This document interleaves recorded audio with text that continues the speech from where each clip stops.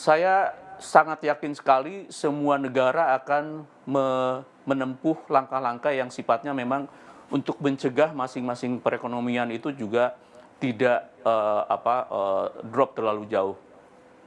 Kalau misalnya The Fed nanti di tanggal 18 Maret kembali lagi menurunkan suku bunga, dan memang kalau kita lihat implied future interest rate di US memperkirakan, bahkan ada yang memperkirakan 100 basis point cut. Jadi kalau dilihat dari situ, secara interest rate diferensial itu sudah lebar sekali.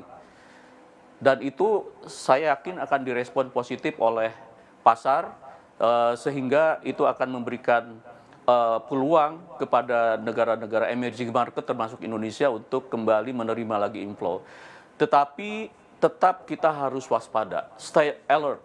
Bank Indonesia terus memonitor 24 jam apa yang terjadi di global, karena setiap jam itu bisa berubah. Oleh karena itu, yang kami himbau adalah dalam kondisi saat ini, justru kita harus menggalakkan hedging.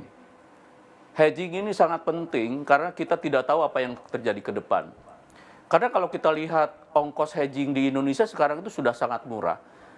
Swap premium kita hanya 3,5% dibandingkan katakanlah 2 tahun lalu di sekitar 7-8%. Justru kami mendorong apakah itu korporasi yang banyak memiliki utang luar negeri, importir, harus sudah menggalakkan hedging sejak saat ini.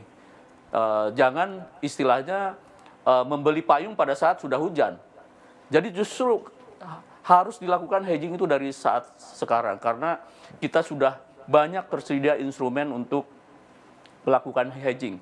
Instrumen derivatif di Indonesia sudah tersedia, termasuk forward, kemudian call spread option, dan berbagai produk lainnya yang bisa digunakan oleh korporasi dalam melakukan hedging. Demikian. Pak Nanang, beberapa waktu lalu Pak Peri Warjio dalam konferensi pers menyatakan bahwa kebijakan suku bunga Indonesia tidak lantas mengikuti The Fed, artinya tidak serta-merta mengikuti arah The Fed.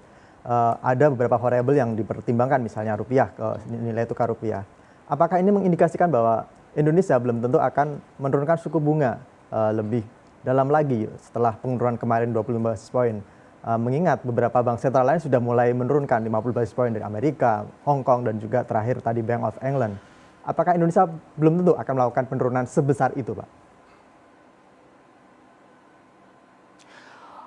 Semuanya, Mas Arief, masih dikalibrasi. Jadi dari proses sekarang sampai nanti RDG, teman-teman kami di riset, di Departemen Kebijakan Ekonomi ini sedang melakukan kalibrasi untuk mengambil langkah. Meskipun secara room itu masih ada untuk menurunkan policy rate. Ini masalah timing. Timing itu menjadi penting karena seperti yang sampaikan tadi, banyak yang harus diperhitungkan faktor globalnya. Apakah kita stay atau cut, nanti kita lihat hasil konfigurasi kebijakan yang akan dilakukan, karena kita melihat juga misalnya di domestik tentunya perlu stimulus untuk mendorong supaya ekonomi tidak melemah lebih lanjut.